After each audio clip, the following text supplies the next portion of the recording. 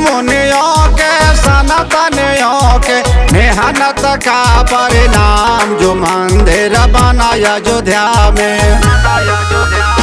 ऋषि मुनियों के सनातनियों के मेहनत का परिणाम जो मंदिर बनाया अयोध्या में। उस समय विराज श्री राम जो मंदिर बनाया अयोध्या में।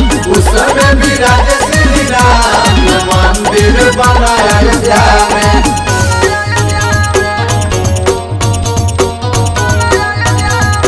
Music by Amresh Raj।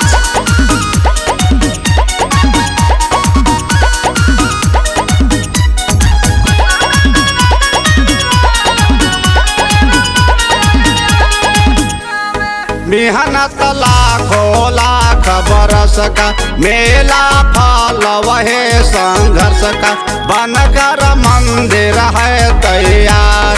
ये तो विषय बड़ा है हर्ष का। मेहनत लाखों लाख बरस का मेला फल वहे संघर्ष का बनकर मंदिर है तैयार। ये तो विषय बड़ा है हर्ष का। चलो अयोध्या भाग्य समस्या लेकर राम के नाम जो मंदिर बनाया अयोध्या में। उस समय विराज श्री राम जो मंदिर बनाया अयोध्या में। उस समय विराज श्री राम जो मंदिर बनाया अयोध्या में।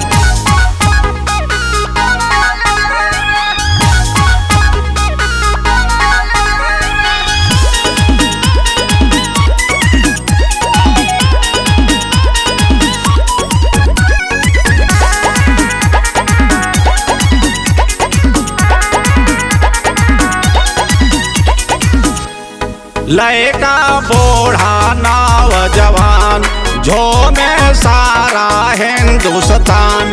हर हिंदू के पूरा हुआ हिंदू होने का अरमान। लड़का बूढ़ा नौजवान झूमे सारा हिंदुस्तान। हर हिंदू के पूरा हुआ हिंदू होने का अरमान।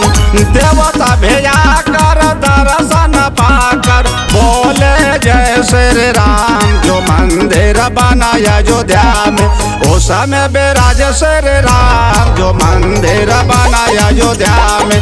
उस समय विराज श्री राम जो मंदिर बनाया अयोध्या में।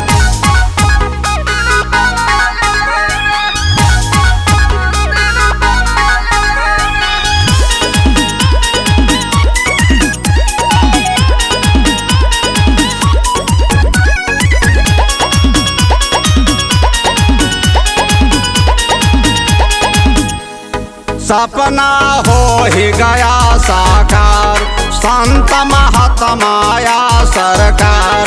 कितने भक्त हुए कुर्बान फिर भी माने नहीं हार।